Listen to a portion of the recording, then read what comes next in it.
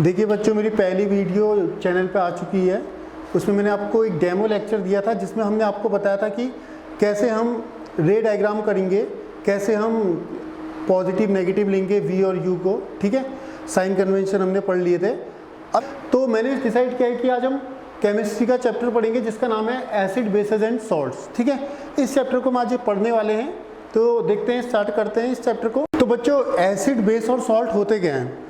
हमने class 7th 8th से हम हमेशा पढ़ते आ रहे हैं एसिड क्या होते हैं, बेस क्या होते हैं। ठीक है, हमने ये पढ़ा था, बस एक सिंपल सा इतना पता था हमें कि अगर हम किसी चीज़ को टेस्ट करें on the basis of test करके हम पता लगा सकते हैं कि कौन सी चीज़ एसिड है। अगर कोई चीज़ खट्टी है तो वो एसिड है, और कोई अगर चीज़ कड़वी है तो वो बेस है।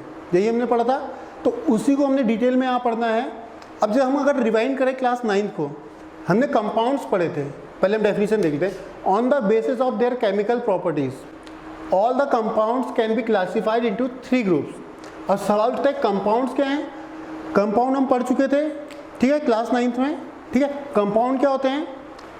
कोई भी दो एलिमेंट से मिलके कंबाइन होके जो बनता है, जैसे हम कहें H2O, दो एलिमेंट से कंबाइन होके H2O बना हुआ है। ठीक है, और इसको हमने ये भी पढ़ा था कि H2O जो होता है वो प्योर की कैटेगरी में रखा जाता है। ठीक है, अब ये हम तो 9 का डिस्कस नहीं करते, हम on the basis of compound के क्या कहेंगे, ऑन द केमिकल प्रॉपर्टी के बेसिस में कंपाउंड को दुनिया में जितनी भी चीज़ें हैं, कोई भी चीज़ हो, ठीक है, या तो वो उसका एसिडिक होगा, ओके, या बेसिक होगा या सॉल्ट होगा। ये 3 की कैटेगरी में ही होगा। तो दुनिया में बहुत से कंपाउंड थे, हर किसी को अलग अलग प्रॉपर्टी से पढ़ना बड़ा मुश्किल था, तो उन्होंने क्या करा, 3 ठीक है, उसको क्लासीफाई करा। जो एसिड की प्रॉपर्टीज को होता है एसिड में डाल दिया, बेस में डाल दिया, सॉल्ट्स में डाल दिया। तो सारे दुनिया के कंपाउंड्स इन 3 पार्टीशन में आ गए। ठीक है, अब हमने पढ़ना है, हमें पता चला कि केमिकल प्रॉपर्टी के बेसिस में कंपाउंड्स को 3 कैटेगरी में डाला गया है, एसिड, बेस एंड सॉल्ट। ठीक है, क्या होते हैं एसिड, क्या होते हैं बेस, क्या होते हैं सॉल्ट? तो अभी हम सॉल्ट को पहले साइड रखते हैं, एसिड और बेसिस को जान लेते हैं। तो देखो, अब मैं आपसे एक सवाल पूछता हूँ। हमें 3 बाउल हैं हमारे पास, 1, 2 और 3। तीनों बाउल में एक वाइट कलर का पाउडर रखा हुआ है। ठीक है, तीनों बाउल में एक वाइट कलर का पाउडर रखा हुआ है। अगर पूछा जाए कि इनमें से कौन सी जो है शुगर है, इनमें इन तीनों में से किस में शुगर रखी हुई है, बताइए। अब आप कहोगे कि हमने तो क्लास 7 में पढ़ा था कि हम एसिड, बेस और सॉल्ट्स को on the basis of taste बता सकते कि acid are sour in taste, bases are bitter in taste. मतलब एसिड खट्टे होंगे, बेस कड़वे होंगे। तो हम क्या नमक, तो सॉल्ट को हम तो टेस्ट करके बता सकते हैं कि इनमें से कौन सी चीज़ क्या है। तो ठीक है, अगर ये तीनों बाउल किचन में रखे होंगे तो तुम टेस्ट करके बता सकते हो। ठीक है, इन केस कहीं बाहर रखे हुए, देखो किचन में तो हम ऑब्वियसली खाने की चीज़ें रखेंगे, ठीक है, तो वहाँ टेस्ट कर सकते हैं। अगर ये तीनों चीज़ें अगर लैब में रखी हुई है तो वहाँ हम टेस्ट नहीं कर सकते। क्यों? मे भी किसी एक कंटेनर में जहर हो, ठीक है, पॉइजन भी हो सकता है। अगर मैं टेस्ट किया तो फिर दिक्कत हो जाएगी। ठीक है, इसलिए हम हर जगह इसके थ्रू ही नहीं बताएंगे कि जो चीज़ सोर हो या कोई बिटर हो, तो उसके बेसिस पे हम हमेशा नहीं बता सकते। यहाँ एक तरीका है इसको पता लगाने का, एसिड बेस को, बट ये हर जगह एप्लीकेबल नहीं होगा। तो पहली प्रॉपर्टी तो हमारी यही बन गई कि they are sour in taste, they are bitter in taste. अब आपको सवाल आ रहा होगा मन में कि अगर हम टेस्ट करके नहीं बताएंगे तो फिर कैसे बताएंगे? तो इसका कोई तरीका है पता लगाने का बिना टेस्ट करे किसी चीज़ का एसिडिक, बेसिक या सॉल्ट पता लगाने का? तो हाँ है, इंडिकेटर्स। जब ये दिक्कत आई तो साइंटिस्ट ने क्या करा, इंडिकेटर्स बनाए। तो मैंने कहा कि हम टेस्ट करके किसी भी चीज़ का एसिडिक या बेसिक मीडियम बता सकते हैं। अब सवाल ये उठता है कि अगर कहीं किसी 3 सिमिलर टाइप के अगर मैटर हो तो उनको टेस्ट करके कैसे बताएंगे? मे बी किसी में पॉइजन हो, ठीक है, तो उसके लिए यहाँ पे एक नया टर्म आया, इंडिकेटर्स। ओके, इंडिकेटर्स का जनरली काम क्या होता है, मैं एक सिंपल सा तरीका बताता हूँ आपको कि जैसे हमारे वहाँ पे टर्मरिक होती है, हल्दी होती है। क्या होता है कि दाल में अगर कभी कभी हम दाल में अगर हम नींबू डाल दें, ठीक है, दाल में अगर हम नींबू डालते हैं तो उसका कलर चेंज हो जाता है, रेडिश हो जाता है। क्यों? क्योंकि वहाँ पे जो नींबू है वो एसिड है, ठीक है, वो एज ए इंडिकेटर, जो दाल में हमारा हल्दी पड़ी हुई है वो एज ए इंडिकेटर बिहेव कर रही है, ठीक है। मतलब कि किसी भी चीज़ में अगर कलर चेंज हो रहा है, कलर चेंज के बेसिस पे हम उसको एसिड, बेस और सॉल्ट की कैटेगरी में डाल सकते हैं। जैसे इंडिकेटर बनते किसके? डाइस के, नेचुरली जो एग्जिस्ट करते हैं डाइस। जैसे इसमें बहुत से इंडिकेटर हैं हमारे, टर्मरिक भी एक इंडिकेटर ही है, ठीक है, चाइना रोज भी एक इंडिकेटर ही है, ठीक है, ये सारे इंडिकेटर का काम करते हैं, ठीक है। अब क्या होता है, ऑन द बेसिस ऑफ हम कहें कि सबसे ज़्यादा कॉमन इंडिकेटर क्या है, तो वो है लिटमस। ये मोस्ट कॉमन इंडिकेटर है। ये कॉमन क्यों है? इसको हम हर जगह यूज़ कर सकते हैं, ये बहुत ईजिली हमें मिल भी जाता है, ठीक। कैसे? हमारी जो 10th में है, होने को तो हमारे चाइना रोज भी है, बहुत से इंडिकेटर हैं, टर्मरिक है, बट हमें 10th के अकॉर्डिंग हमें 3 ही इंडिकेटर पढ़ने हैं यहाँ पे। कितने इंडिकेटर पढ़ने हैं? 3 इंडिकेटर पढ़ने हैं। पहला इंडिकेटर है लिटमस, ठीक है, दूसरा इंडिकेटर है मिथाइल ऑरेंज, तीसरा इंडिकेटर है फिनोप्थलीन, ठीक है। इन 3 इंडिकेटर को पढ़ना है कि ये इंडिकेटर्स क्या करते हैं जब एसिड और बेस में जाते हैं, ठीक है। पहले बताऊँ लिटमस क्या करता है। लिटमस को अगर हम इसका नेचुरल कलर तो होता नहीं कुछ, रेड या ब्लू होगा। जब भी एसिड में पहला हमने पढ़ा they are sour in test, और यहां पढ़ा they are bitter in taste, ठीक है। सेकंड जो प्रॉपर्टी इसकी है वो कहती है litmus, on the basis of litmus indicator के बेसिस पे they change blue litmus to red, they change red litmus to blue, ठीक है। कि अगर हम किसी एसिडिक सॉल्यूशन में ब्लू लिटमस डालें, ठीक है, ब्लू कलर का लिटमस पेपर डालें, तो उसका कलर क्या हो जाएगा, वो एसिड जो है उसके कलर को रेड में कन्वर्ट कर देगा, ठीक है।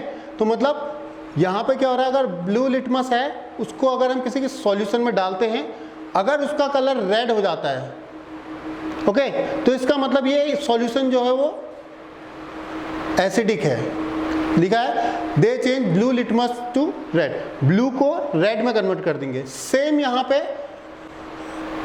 अगर कोई सॉल्यूशन बेस है, अगर उसमें रेड लिटमस डाला जाए, अगर रेड लिटमस को हम डालते हैं तो उसका कलर क्या हो जाएगा, ब्लू हो जाएगा, ठीक है। तो एसिड जो होते हैं वो ब्लू को रेड में कन्वर्ट करते हैं, बेस जो है वो रेड को ब्लू में कन्वर्ट करते हैं, ठीक है। अब देखो कंफ्यूजन बहुत है कि कौन रेड को ब्लू में करेगा। कभी कभी हम पेपर में कंफ्यूज हो जाते हैं कि एसिड ब्लू में करता है या रेड में करता है। उसके लिए मेरा एक तरीका है, जैसे बेस, बिटर एंड ब्लू, ये तीनों बी से स्टार्ट होंगे। बेस करेंगे, बेस जो होंगे वो बिटर होंगे और वो ब्लू कलर में कन्वर्ट होंगे। ये तीनों बी बी बी होगा, ऐसे याद रख सकते हैं। इससे हमारी ये दोनों प्रॉपर्टी क्लियर हो जाएगी। तो अब ये लिटमस होता क्या है? लिटमस देखो नेचुरली एग्जिस्टिंग डाई है, नेचर में ही एग्जिस्ट करती है, एज ए डाई है, जो लिक्विड फॉर्म में हो सकती है और पेपर के फॉर्म में भी हो सकती है। लिक्विड फॉर्म में जो होती है लैब में यूज़ कर सकते हैं, बट इसका यूज़ जो होता है वो पेपर के फॉर्म में होता है। क्यों? क्योंकि लिक्विड को हम हर जगह नहीं ले जा सकते, दिक्कत कर सकता है, इसलिए इसको पेपर के फॉर्म में यूज़ करा जाता है। पेपर के स्ट्रिप जैसे होते हैं, इनको डालो तो ये कलर को चेंज कर देते हैं। चलो हमें समझ में आ गया कि लिटमस तो समझ में आ गया कि जो ब्लू होगा रेड में करेगा, रेड को ब्लू में करेगा। पहला लिटमस हो गया हमारा इंडिकेटर। दूसरा इंडिकेटर जो है हमारा है मिथाइल ऑरेंज। मिथाइल ऑरेंज भी एज ए इंडिकेटर यूज करा जाता है, ठीक है। उसका नेचुरल कलर जो होता है वो ऑरेंज होता है, ठीक है। मिथाइल ऑरेंज तो ऑरेंज ही होगा, ठीक है। मिथाइल ऑरेंज का कलर ऑरेंज होता है। जब इस मिथाइल ऑरेंज को एसिड में डालते हैं तो वो ऑरेंज कलर किस में कन्वर्ट हो जाता है? रेड में कन्वर्ट हो जाता है, ओके। वो कलर किस में कन्वर्ट हो जाता है? रेड में इसका। और अगर उसी मिथाइल ऑरेंज को बेस में डालेंगे तो उसका कलर क्या हो जाएगा? येलो हो जाएगा। ठीक है, सेम फिनोप्थलीन भी होता है। फिनोप्थलीन क्या करता है, कलरलेस लिक्विड होता है। एक कलरलेस लिक्विड है, उसको हमने एसिड में डालेंगे तो कोई भी चेंज नहीं है। अगर कोई भी चेंज नहीं आ रहा है तो वो क्या है, एसिड है। और अगर उसको बेस में डालेंगे तो उसका कलर क्या हो जाएगा, पिंक हो जाएगा। ये 3 हमारे इंडिकेटर याद रखते हैं। इसमें पेपर में, बोर्ड में कैसे आएगा क्वेश्चन कि मिथाइल ऑरेंज किस कलर में कन्वर्ट होता है अगर उसको बेस में डाला जाए, तो उसका क्या कलर ऑब्टेन होगा। ऐसे कलर को पूछ सकता है 1 नंबर का क्वेश्चन। हमने ये चैप्टर पढ़ना कैसे है, इस चैप्टर को 3 पार्ट में पढ़ना है। पहले एसिड्स पढ़ने हैं, ओके, उसके बाद बेसिस पढ़ने हैं और फाइनली सॉल्ट्स पढ़ना है। ठीक है, अभी हमने एसिड और बेस को हमने जाना कि होता क्या है, बेसिकली हमने उसका जनरल ओवरव्यू लिया। अब 1 बाय 1 पहले मैं एसिड, उसकी प्रॉपर्टीज सब कुछ पढ़ेंगे, फिर बेस उसकी प्रॉपर्टी सब कुछ पढ़ेंगे, फिर सॉल्ट उसकी प्रॉपर्टी सब कुछ पढ़ेंगे, तो ये पूरा चैप्टर हमारा कंप्लीट हो जाएगा। तो मैं आ जाता हूँ अपने चैप्टर पे और सबसे पहले स्टार्ट करता हूँ एसिड्स। ठीक है, एसिड आपको बताने की जरूरत नहीं कि acid are sour in taste, blue litmus to red. ठीक है, एसिड को हमने 2 कैटेगरी में डिवाइड किया गया है। किसमें, strong acid and weak acids. ठीक है, दुनिया में जितने भी एसिड है या तो स्ट्रॉन्ग होंगे या वीक होंगे। ठीक है, अब तुम कहोगे कि बच्चों कि ये स्ट्रॉन्ग क्या होते हैं और वीक क्या होते हैं। ठीक है, स्ट्रॉन्ग क्या होता है और वीक क्या होते हैं। तो स्ट्रॉन्ग एसिड क्या होते हैं, generally all the mineral acid are called strong acid. जितने भी हमारे मिनरल एसिड्स हैं, मतलब जितने भी एसिड्स हमें मिनरल से मिल रहे हैं, वो जनरली स्ट्रॉन्ग होते हैं। ठीक है, ज़्यादा स्ट्रॉन्ग होते हैं, कंसनट्रेटेड होते हैं। जैसे कि बहुत, जैसे हम कहते हैं ना कि वो अगर किसी जैसे एसिड अटैक्स होते हैं, ठीक है, वो जो होते हैं वो कौन से एसिड होते हैं, स्ट्रॉन्ग एसिड। वरना आप सोच रहे होगे कि जब किसी के ऊपर एसिड अटैक करा जाता है, किसी के ऊपर एसिड अगर कहीं पर डाल दिया, ठीक है, तो वो एरिया जल जाता है। तो मेरी भी इमेजिनेशन यही थी कि बचपन में कि अगर किसी एसिड को अगर हम छुएंगे तो हम जल जाएंगे। ठीक है, या हमने एसिड को कहीं पर डाल दिया तो वो चीज़ जल जाएगा। ठीक है, फिर मुझे पता चला कि एसिड तो हम कंज्यूम भी करते हैं, एसिड्स हम कंज्यूम भी करते हैं, तो हम क्यों नहीं जलते हैं। कि हमने एसिड, जैसे मुझे पता चला कि कर्ड में भी एसिड होता है, ठीक है, या फिर नींबू में भी एसिड होता है, लेमन में। तो फिर अगर वो एसिड हमें क्यों नहीं जला रहा है, लेकिन जो वाला एसिड है HCl है, ठीक है, जो हम देखते हैं कि चीज़ें जल जाती है, वो क्यों जला रहा है, क्योंकि वो एसिड जो है स्ट्रॉन्ग है और जो हम कंज्यूम करते हैं वो वीक हैं। ठीक है, जितने ज़्यादा स्ट्रॉन्ग एसिड होंगे उतने ज़्यादा करोसिव होंगे। ठीक है, तो स्ट्रॉन्ग एसिड को ये स्ट्रॉन्ग एसिड मिलते हैं, अभी हमें पता नहीं है क्या होते हैं। मुझे अभी इतना पता चल रहा है कि कहाँ से मिलते हैं। तो ये कहाँ से मिलते हैं, मिनरल एसिड। जितने भी मिनरल से हमें मिल रहे हैं उनको हम स्ट्रॉन्ग की कैटेगरी में डालेंगे। और जितने भी हमारे ऑर्गेनिक, ठीक है, प्लांट हो गया, एनिमल हो गया, ठीक है, इन जगह से जो हमें एसिड मिलते हैं वो कहाँ आते हैं, वीक एसिड में आते हैं। ठीक है, इसके 2 एग्जांपल देख लेते हैं।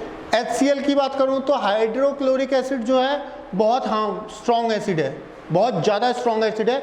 मैं तो ये कहूँगा सबसे ज़्यादा स्ट्रॉन्ग एसिड है। ठीक है, HCl। अब ये एक सवाल उठता है कि HCl स्ट्रॉन्ग है तो इसको सब कुछ जला देना चाहिए। ठीक है, बट अगर हम देखें जब हमारे जो स्टमक में जब HCl बनता है, हमारे स्टमक में भी HCl होता है, तो वो HCl हमारे शरीर को क्यों नहीं जलाता, क्योंकि हमारे बॉडी का ऑर्गन तो बहुत ज़्यादा स्मूथ है, सॉफ्ट है, उसको तो इजीली जला देना चाहिए उसे। वो इसलिए नहीं जलाता। ये बायो का क्वेश्चन है, जनरली आप बायो के टीचर से पूछ सकते हो। मैं बताता हूँ कि क्योंकि जो हमारा स्टमक है उस पर एक पर्टिकुलर एक लेयर होती है, एक्स्ट्रा लेयर दी जाती है जो उस एसिड को प्रिवेंट करती है। ठीक है, वो हमारी बर्निंग या जलने से वो लेयर उस एसिड को प्रिवेंट करती है। ठीक है, वो लेयर, एक्स्ट्रा लेयर हमें दी गई है जो हमें जलने से बचाती है। ठीक है, तो HCl स्ट्रॉन्ग एसिड है, या सल्फ्यूरिक एसिड कहूँ वो भी स्ट्रॉन्ग एसिड है। ठीक है, इधर अगर हम यहाँ पे बात करें एसिटिक एसिड, ये हमारे फूड आइटम में पड़ता है, पिकल्स में पड़ता है, ताकि वो ज़्यादा जल्दी खराब ना हो। ये एसिडिक एसिड होता है। विनेगर का नाम सुना होगा। ठीक है, विनेगर क्या है, विनेगर क्या है, जो हम चाउमीन में डालते हैं, एक वाइट कलर का एक लिक्विड होता है, वो विनेगर होता है। ये विनेगर जो होता है एसिडिक एसिड ही होता है। विनेगर में कौन सा एसिड होता है, एसिडिक एसिड होता है।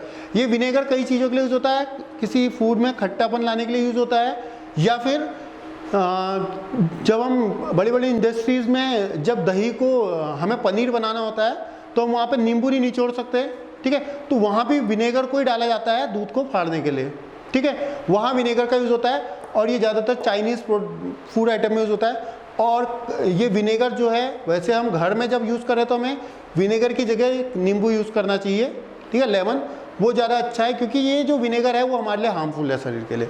और यहाँ तक कि कई सारी कंट्रीज़ ने इसको बैन भी कर दिया है, ठीक है, कई सारी कंट्रीज़ ने विनेगर को बैन भी कर दिया है। तो जितना कम हो सके चाउमीन में या किसी भी चीज़ में, फूड आइटम में, कम से कम यूज़ करिए विनेगर का। ये एसिडिक एसिड होता है विनेगर में, ठीक है। टार्ट्रिक एसिड, ये हमें मिलेगा क्या बोलते हैं उसे, हल्दी। घरों में जो टर्मरिक यूज़ करते हैं हम, हल्दी, उसमें टार्ट्रिक एसिड होता है। कार्बोनिक एसिड, क्या, कार्बोनिक एसिड, ठीक है, इसको अभी मत लिखो, कार्बोनिक एसिड की कहानी अलग है जोरा। मैं कहता हूं कि फॉर्मिक एसिड, फॉर्मिक एसिड भी ऑर्गेनिक एसिड है और ये किस में होता है, आंट में होता है, ठीक है।